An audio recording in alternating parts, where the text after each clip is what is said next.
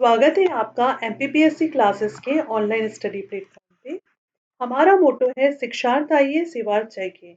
मतलब यहाँ आप पढ़ने के लिए आइए, सीखने के लिए आइए और सेवा करने के लिए, जन सेवा करने के लिए अपनी पोस्ट उठा के जाइए। MPPSC new syllabus to 2024 based online study platform है एमपीपीएससी क्लासेस। आज हम स्टार्ट करने जा रहे हैं यूनिट नंबर 6। कौन सी यूनिट हम स्टार्ट करने जा रहे हैं? Unit number 6। ठीक है। तो इस यूनिट में हमें economy of India and Madhya Pradesh पढ़ना है। तो यहाँ पे जो टॉपिक्स को मैंने हाईलाइट कर रखा है, आप इसको समझ लीजिए। ये टॉपिक सारे नए ऐड हुए हैं, उन टॉपिक्स को हमने यहाँ पर हाईलाइट कर रखा है। जैसे population and human resource development, sustainable development goal of Madhya Pradesh, 17 goals हैं टोटल, इसको हम डिस्कस करेंगे। उसके बाद एमएसएमई इंफ्रास्ट्रक्चर, ये हम डिस्कस करेंगे। एंड पहले के जो टॉपिक्स है डेफिनेटली वो तो डिस्कस करने ही है, बट मेरा ये मानना है कि अगर इस बार सिलेबस में जो नई पॉइंट्स ऐड हुए इसको पहले हम पढ़ लें, और जो हमारे पास पहले से पॉइंट्स हैं, जिनका मैटर हमारे पास है, उनका हमको टेंशन लेने की जरूरत नहीं है, वो तो हम कर ही लेंगे, है ना। सेल्फ रिलायंट आत्मनिर्भर Madhya Pradesh, one district one product, इसको डिटेल में करना है, इसके एमसीक्यू सॉल्व करेंगे। Then progress of intellectual property rights, ये हम करेंगे। बाकी ये पुराने हैं। और सबसे लास्ट में आ जाता ये, इसमें इंडियन इकोनॉमी आ जाती है ना, recent trend of Indian economy, ये पूरा करेंट से रिलेटेड हो जाएगा। जो मैंने आपको बजट का वीडियो बताया, इससे काफी कुछ वो इम्पोर्टेंट है आपके लिए। Finance institutions, RBI, commercial bank, SEBI, है ना, ये सब कुछ इसमें आ जाएंगे। और लास्ट हेडिंग है India foreign trade policy, G20, SAARC and ASEAN.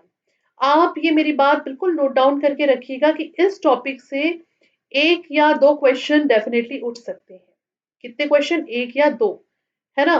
The reason, ये टॉपिक्स ऐसे हैं जिससे क्वेश्चन उठने की प्रोबेबिलिटी, अगर मैं कहूँ तो 80% है। इस पर्टिकुलर टॉपिक से 80% प्रोबेबिलिटी के साथ मैं कह सकती हूँ कि इससे क्वेश्चन उठ सकते हैं। देखिए, मुझे इस सब्जेक्ट में इंटरेस्ट भी है और ये मेरा सब्जेक्ट अच्छा है, और मैंने इसमें पुराने पेपर एनालाइज किया है जो अभी तक के यूपीएससी में आए हैं और स्टेट पीसीएस में आए हैं। ठीक है, उसके बेसिस पे मैंने आपके लिए कुछ कंटेंट रेडी किया है। तो बढ़ते हैं आगे। आज हम स्टार्ट करने जा रहे हैं जो सबसे लास्ट वाला हेडिंग है, इंडियन फॉरेन ट्रेड्स पॉलिसीज। उसके बाद है सेकेंड टॉपिक G20, ये आपको दिख रहा है यहाँ पे G20, यहाँ पे जो टॉपिक है हम इसको आज कवर करने वाले हैं। ठीक है। तो G20 में भारत ने जो है 2023 में इसकी मतलब मेजबानी किया था। वसुधैव कुटुंबकम, one earth one family one future, इसका मोटो था। बढ़ते हैं आगे। द अब इसमें हम क्या करेंगे, पहले हम समझ ले कि अगर G20 आपको पढ़ना है तो इसमें आपको क्या क्या पढ़ना है। The types of question that might be asked related to G20, this question could cover the range of topics such as, यहाँ मैंने आपको ये बताना चाहा है कि G20 पढ़ने पर हमें कौन कौन से टॉपिक्स कवर करने हैं जहां से क्वेश्चन बन सकते हैं। पहले history and background of G20, उसके बाद member countries of G20, then summits and meetings of G20, कितनी हुई है समिट्स, कहाँ कहाँ पे हुई है, और स्पेशली जब हम एमपी की बात करेंगे तो एमपी में 3 जगहों पे समिट हुई है, वो हम डिस्कस करेंगे। Then agendas and priorities of G20, question might focus on the key agenda, क्या रहा G20 का, एंड प्रायोरिटीज ऑफ G20 क्या रही, such as economic corporation, financial stability and sustainable development. तो ये जो सस्टेनेबल डेवलपमेंट है आपका हमारे बजट में भी था। ठीक है, जिसमें से एनर्जी को गवर्नमेंट ने काफी अच्छे से उठाया है। G20 में भी सस्टेनेबल डेवलपमेंट उठाया और इसीलिए पीएससी ने उसको हमारे सिलेबस में शामिल किया है। तो आपको बिल्कुल इस चीज को समझ के चलना पड़ेगा कि सस्टेनेबल डेवलपमेंट गोल्स जो है ना, वो ऐसे ही टॉपिक को उठा के नहीं डाल दिया गया है। उसको डालने के पीछे रीजन ये है कि वो अभी चर्चा का विषय है। अब नेक्स्ट पॉइंट होगा इनिशिएटिव्स एंड डिक्लेरेशंस। तो question might ask about specific initiatives और declaration made by the G20। क्या क्या G20 ने जो है इनिशिएटिव्स लिए, क्या डिक्लेरेशन किए, क्या एग्रीमेंट्स किए on trade, climate change and global health issues पे।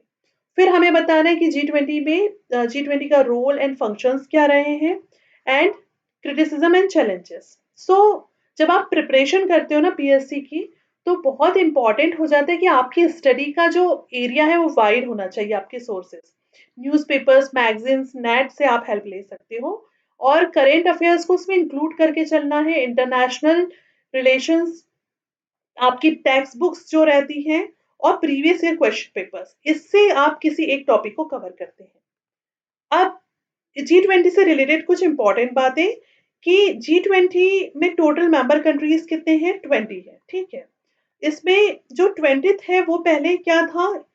यूरोपियन यूनियन था, लेकिन अभी इसमें किसको शामिल कर लिया गया है? अफ्रीकन यूनियन को, जो कि एक सेकेंड रीजनल ब्लॉक इसमें शामिल हो गया है ना? और प्रधानमंत्री मोदी ने इनॉग्रल सेरेमनी में एक बहुत उनने जो स्टेटमेंट दिया था, इससे भी कुछ एग्जाम्स में क्वेश्चन उठे, इसलिए मैंने ये स्टेटमेंट आपके सामने रखा है। Honoured to welcome the African Union, उन्होंने क्या कहा कि हम इसको ऑनर फील करते हैं कि अफ्रीकन यूनियन को परमानेंट मेंबर के तौर पे G20 में शामिल किया गया है, ठीक है। And this will strengthen the G20 and also strengthen the voice of the global south sound, ठीक है। तो उन्होंने ये कहा कि G20 को ये क्या करेगा? स्ट्रेंथन करेगा और ग्लोबली भी इस चीज को साउंड करेगा। अब यहाँ पे देखिए, G20 जब हुआ था तो एमपी में हमको याद रखना है, G20 का समिट एक भोपाल में हुआ था, एक इंदौर में हुआ था, ठीक है, और एक जो है आपके खजुराहो में हुआ था, ठीक है। अब G20 in MP, तो Ministers of Culture is organizing the first G20 cultural group, cultural cultural group, ठीक है, मीट इन खजुराहो। कहाँ पर हुआ था? खजुराहो में। और टाइम क्या था? 22 to 25 फरवरी 2023, ठीक है। ये इसमें जो डेलीगेट्स आए थे, किसमें? जो कल्चरल ग्रुप मीट में जो शामिल होने आए थे, उन्होंने जो है western group of temples of Khajuraho, UNESCO world heritage site Khajuraho के वेस्टर्न ग्रुप ऑफ टेम्पल्स को देखा था। किन्ने? जो डेलीगेट्स आए थे। डेलीगेट्स का मतलब होता है जो रिप्रेजेंटेटिव अलग अलग कंट्री के आते हैं, उन्हें डेलीगेट्स कहा जाता है, ठीक है। और they will also be taken up Panna tiger reserve, उन्होंने पन्ना टाइगर रिजर्व में भी विजिट किया था। 125 more than 125 delegates will attend the meeting, ये हमें बताना है। अब ये कुछ ऐसा वहां का लोगो था, और ये आप याद रखिएगा, ये first cultural working group meeting था। जो लिखा हुआ था ना CWG, इसका फुल फॉर्म क्या होगा? Cultural working group meeting, 22 to 25 February 2023, Khajuraho UNESCO world heritage site.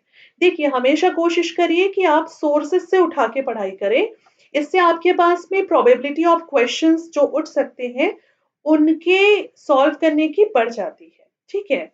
अब वो कोई भी क्वेश्चन पूछे, आपको कोई दिक्कत नहीं होगी। ये फोटो आपने देख लिया, आपके दिमाग में साइंटिफिक तरीका है, ये फोटो छप गई, ठीक है। और मोटो क्या था? वसुदेव कुटुंबकम, one earth, one family, one future. इसके बाद में which G20 meeting held in Bhopal? G20 meeting Bhopal में हुई थी, yes. The meeting was organised from January 16 to 17, 16-17 जनवरी को ऑर्गेनाइज हुई थी, Kushabhau Thakur Thackeray international conventional centre Bhopal में हुई थी। ये इसका नया नाम है, इसका पुराना नाम जो है मिंटो हॉल था। क्या नाम था पुराना? मिंटो हॉल, ठीक है। तो इसका पुराना नाम क्या था? मिंटो हॉल था। Madhya Pradesh earlier on 13 of January को क्या हुआ था? India G20 Sherpa Amitabh Kant address the think 20 Indian Inception conference. उसके पहले उन्होंने अमिताभ कांत जो शेरपा थे, उन्होंने मध्य प्रदेश में आकर के G20 के शेरपा ने एड्रेस किया था थिंक 20 इंडिया इंसेप्शन कॉन्फ्रेंस को, ये हमें याद रखना है। और G20 के शेरपा का नाम भी क्या हो गया? अमिताभ कांत हो गया। he touched he touched upon the developmental narrative lead by India। he talked होगा, ठीक है, ये यहाँ पे थोड़ा गड़बड़ मिसप्रिंट हो गया है। he talked about upon the developmental narrative lead by India। तो ये है कुशाभाऊ ठाकरे, कुशाभाऊ ठाकरे कन्वेंशनल सेंटर भोपाल, ठीक है। इसका पुराना नाम क्या था? इसका पुराना नाम था मिंटो हॉल, ये आपको याद रखना है। और ऐसा कुछ मीटिंग हुआ था। G20 Empowerment Working Group meeting currently taking place in Indore MP। ठीक है, और इंदौर में कौन सा मीटिंग हुआ था? तो एम्प्लॉयमेंट वर्किंग ग्रुप मीटिंग हुआ था और इसका एम था zero waste event with a plastic bottle banned and reusable writing pad being used. ये इसमें इसका मोटिव था कि जीरो वेस्ट होना चाहिए, प्लास्टिक बॉटल्स को टोटली बैन कर देना चाहिए और रीयूजेबल राइटिंग पैड्स को यूज करना चाहिए। इसके बाद Indore has been the cleanest city in India for 6 years और अभी रिसेंटली अवार्ड मिला है, तो 7 टाइम जो है जो इंदौर है उसको क्लीनेस्ट सिटी ऑफ अवार्ड का क्लीनेस्ट सिटी ऑफ इंडिया का अवार्ड मिला है। तो G20 तक की 6 टाइम था और आफ्टर G20 अब भी मिला है रिसेंटली 7 टाइम इंदौर फर्स्ट हो गया। अब ये देखिए इंदौर में जो हुआ था वहां पे कुछ ऐसा था, इंदौर मध्य प्रदेश है ना, 19 to 21 जुलाई 2023 को हुआ था और ये fourth G20 employment working group. ये फुल फॉर्म्स भी याद रखिएगा, EWG अगर पूछ ले तो employment working group and labour and employment meeting ministers meeting. अब यहां से हम एमसीक्यूज उठा रहे हैं। ये एमसीक्यूज जो है कुछ यूपीएससी के एग्जाम्स में, कुछ एसएससी के एग्जाम्स में, कुछ रेलवे के एग्जाम्स में और कुछ अलग अलग स्टेट के जो पीसीएस होते हैं उसमें पूछे गए हैं। ठीक है, तो ये हमने वहां से इन क्वेश्चंस को लिया है एंड इसको हमने कुछ क्वेश्चंस ऐसे भी बनाए जो जिनकी प्रोबेबिलिटी है कि वो एग्जाम में आ सकते हैं। ठीक है, तो व्हेन वाज G20 एस्टैब्लिश, कब एस्टैब्लिश हुआ था? Any idea about it? तो इसका आंसर है 1999 को एस्टैब्लिश हुआ था। G20 was establish in 1999 to bring together, किसके लिए था? फाइनेंस मिनिस्टर्स को साथ में लाना एंड सेंट्रल बैंक गवर्नर्स को, जितने भी कंट्रीज के सेंट्रल बैंक के गवर्नर्स हैं of development and developing countries है ना, जितने डेवलप्ड नेशंस हैं और डेवलपिंग कंट्रीज हैं उन सबको एक साथ एक फोरम में लेके आना। Which of the following statement is not correct regarding the G20? G20 से related ये कौन सा statement सही नहीं है? Now the G20 summit are attended by the finance minister and central bank governors of the member countries only. Yes, this is true कि G20 summit पे जो है फाइनेंस मिनिस्टर्स और सेंट्रल बैंक गवर्नर्स जो होते हैं वो इसको अटेंड करते हैं। बिल्कुल सही बात है। India never hosted any G20 summit before 2023। इसके पहले इंडिया ने कभी होस्ट नहीं किया था, ये बात भी सही, हमने पहली बार होस्ट किया है। Its main aim is to estimate poverty from the world, eliminate poverty from the world, नहीं, ऐसा कोई इसका एम नहीं है। Its meetings are held annually, it इसकी मीटिंग्स एनुअली हेल्ड होती है, बिल्कुल सही बात है। तो यहाँ पे option C is not correct, तो ये आपका आंसर हो जाएगा। The main aim of this group, इसका मेन एम क्या है? टू प्रमोट, अब ये नहीं है तो क्या है ये भी आप नोट डाउन कर सकते हैं। To promote financial stability and sustainable development in the world. देखिए ये इसके दो हैं, financial stability plus sustainable development इसका मेन गोल है। Which of the following cities organizing the recent G20 summit going to be held in 2023? तो ये किसने ऑर्गेनाइज किया था 2023 का? इंडिया ने किया था। India set to take over the G20 presidency from, timeline इसका है December 1st 2022 से लेकर के टिल 30th November 2023, है ना, ये हमको याद रखना है कि इन्होंने दिसंबर 2022 से लेकर के नवंबर 23 तक के इसको वो किया था। इसके बाद which of the following is not the member of G20? तो इसमें हमको एक बार ये देख लीजिए, यहाँ पर इसके मेंबर्स जो हैं, यहाँ पे दिया इंडोनेशिया, सिंगापुर, मैक्सिको, टर्की। तो यहाँ पे अगर आप मेंबर्स को देखेंगे तो यहाँ पे टर्की मेंबर है, मैक्सिको मेंबर है और इंडोनेशिया भी मेंबर है। ठीक है, तो इसमें से आपको क्या नहीं दिख रहा है? सिर्फ सिंगापुर नहीं दिख रहा है, सिंगापुर मेंबर नहीं है, तो Singapore is not the member of G20, ये हमको याद रखना है। इसके बाद में which of the following country is not a member of G20? फिर से वही क्वेश्चन है इसी तरह का, Canada, Switzerland, Brazil, south Korea. तो हम फिर से देख लेते हैं, ब्राजील है, ठीक है, इसके बाद में कनाडा भी है, उसके बाद में आपका साउथ कोरिया भी है, और एक कंट्री का नाम क्या दिया इनने, स्विट्जरलैंड। तो देखिए यहाँ पे स्विट्जरलैंड कहीं पर नहीं है, तो Switzerland is the right answer. Switzerland जो है इसका मेंबर नहीं है ना। Switzerland, the G20 consists of 19 individual countries plus the European Union. Representing the world's largest economy, Switzerland is not a member of, instead its participation in some G20 meeting as a observer. इसमें कुछ observers भी आते हैं, वैसे इनका roll call है। जैसे कि इस बार जो G20 इंडिया में हुआ 2023 वाला जब हुआ था, तो इसमें जो सार्क नेशंस थे उनको इंडिया ने जो है क्या रखा था, उनको इंडिया ने एज अ ऑब्जर्वर रखा था।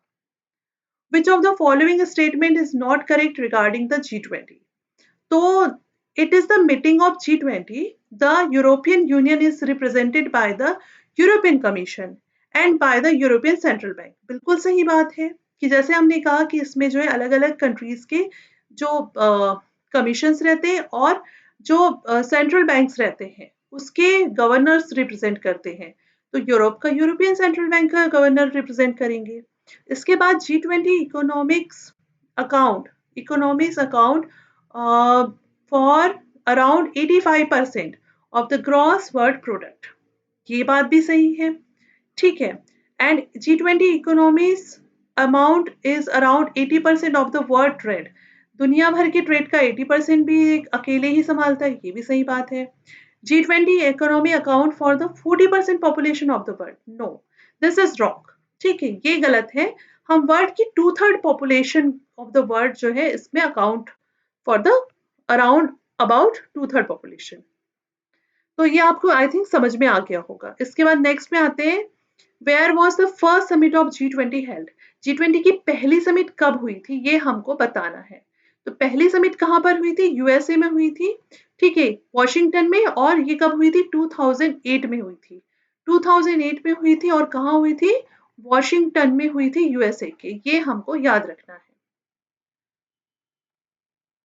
To to data how many summits of G20 have been held. To date how many summits G20 have been held. मतलब आज की तारीख तक की कितनी G20 की समिट्स हुई है, ये बात है। ये क्वेश्चन पूछा गया था किसी एग्जाम में जब 2023 की बात थी। तो इसका राइट आंसर है 18।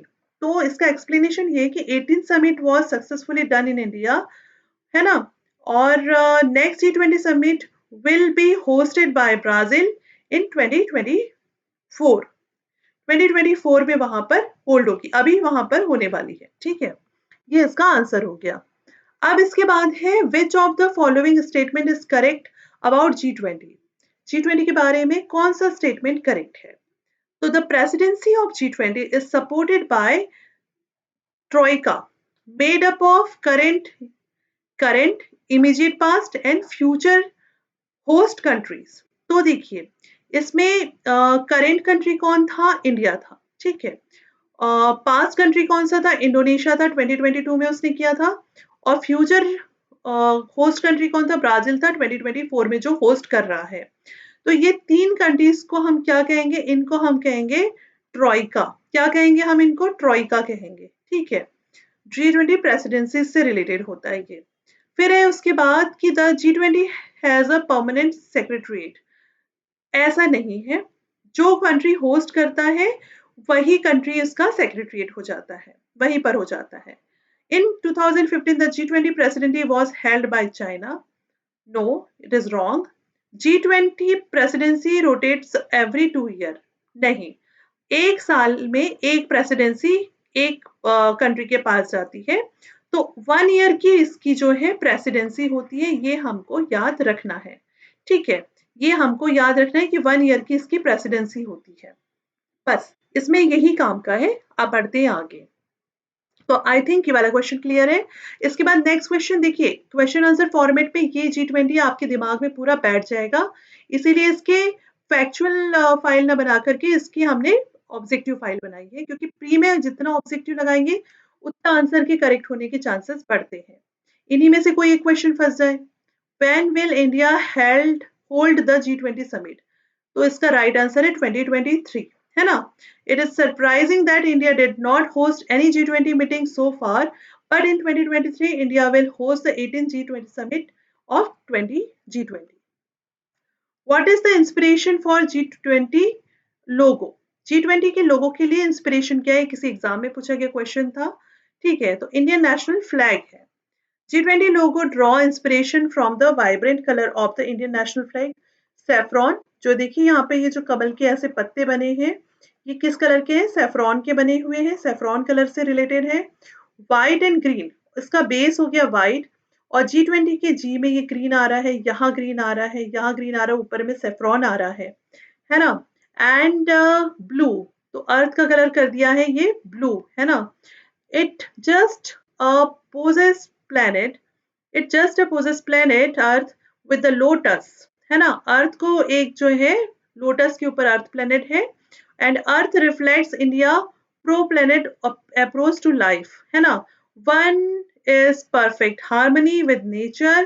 Below the G20 logo is Bharat, Bharat, यहाँ पे इंडिया 20 हिंदुस्तान ने लिखे भारत लिखा हुआ है, and written in the Devanagari lipi, ठीक है, ये हमको याद रखना है। What is the meaning of G20? ये क्वेश्चन पूछा जा सकता है, इवन पूछा भी गया है कि G20 का फुल फॉर्म क्या है।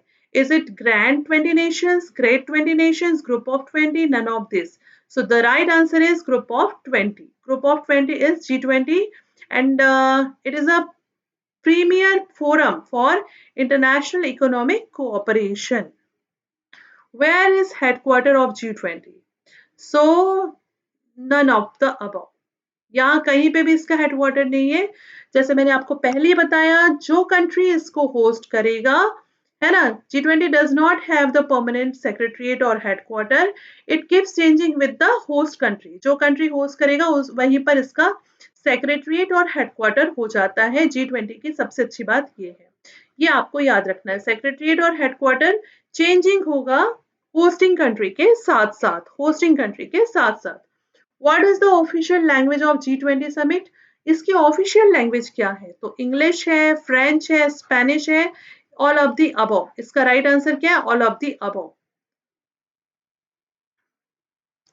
Which country will host G20 summit 2024? तो जैसे ही हमको पता है, हमने जो ट्रायल्स कंट्रीज थे उसमें हमने देखा था कि ब्राजील जो है 24 को होस्ट करेगा, तो ब्राजील जो है वो 24 में होस्ट करने वाला है, और ये कुछ इसका लोगो इस टाइप का होगा, ब्लू कलर, उसके ऊपर व्हाइट में लिखा है G20 ब्राजील, SIL स्पेलिंग में है, excuse me, and the colorful ribbons type of something. PM Modi transfer the G20 presidency to, किसको इन्हें ट्रांसफर किया था? Luiz Inacio Lula da Silva, Luiz Inacio Lula da Silva को मोदी जी ने जो है ट्रांसफर किया था on Sunday as a mark of closure, then transfer the presidency of G20 summit 2024। ये कुछ ऑर्डर करते हैं ना, जो वैसा वाला कुछ होता है हथौड़ा टाइप का, उसको जो होस्ट कंट्री रहता है वो नेक्स्ट होस्ट को ट्रांसफर करता है। तो हम मोदी जी ने जो है इनको ट्रांसफर किया था, किसको? Louis Inacio Lula da Silva को। What is the theme of G20 summit happening in India? तो इसका थीम था, जैसे हम ये पढ़ते ही आ रहे हैं, one earth, one family, one future. तो इसका ये है ऑप्शन नंबर सी करेक्ट हो जाएगा। और इसके एक्सप्लेनेशन ये है कि the theme of India G20 presidency is in sense with the key template of Modi foreign policy, Vasudev Kutumbakam, one earth, one family, one nation, one future। अब इसके बाद में है कि where was the G20 summit held under India's presidency? तो ये India की presidency में कहाँ पर हेल्ड हुई थी? न्यू दिल्ली में हुई थी। कहाँ पर हुई थी? न्यू दिल्ली में हुई थी। ये हमको याद रखना है ना। Which of the following initiative was not a focus during the Indian presidency of G20? हमारी प्रेसिडेंसी के समय इसमें से क्या जो है फोकस नहीं था, ये हमें बताना। Enhancing digital infrastructure and connectivity, बिल्कुल ये था, ऐसा था। और इनहेंस का promoting sustainable development and climate action, ये भी था। तभी तो इंदौर में जीरो वेस्ट इसका थीम रखा गया था, और सस्टेनेबल डेवलपमेंट की तो इसमें बात करी ही जा रही है। Strengthening global healthcare system, strengthening global health care system, इसको भी मजबूत करना है, ये बात तो हुई है। Expanding military cooperation among member countries, ये ऐसी कोई बात नहीं की गई है क्योंकि ये बेसिकली एक इकोनॉमिक फोरम है, तो मिलिट्री कॉर्पोरेशन वाला ऑप्शन गलत हो जाएगा। ठीक है। When was the G20 established? कब established हुआ था? 2001 में ये established हुआ था। And 1999 is the responses of financial crisis in emerging markets. It insisted of the finance ministers and central bank governors from 19 countries and European Union. Which city? अब हमारे MP के क्वेश्चन आ जाते हैं कि which city in Madhya Pradesh is known as the economic capital of state? किसको बोलते हैं? So the option Indore. Indore is often referred to as the economic capital of Madhya Pradesh due to its thriving trade and commerce, industrial activity, significant contribution to the state GDP.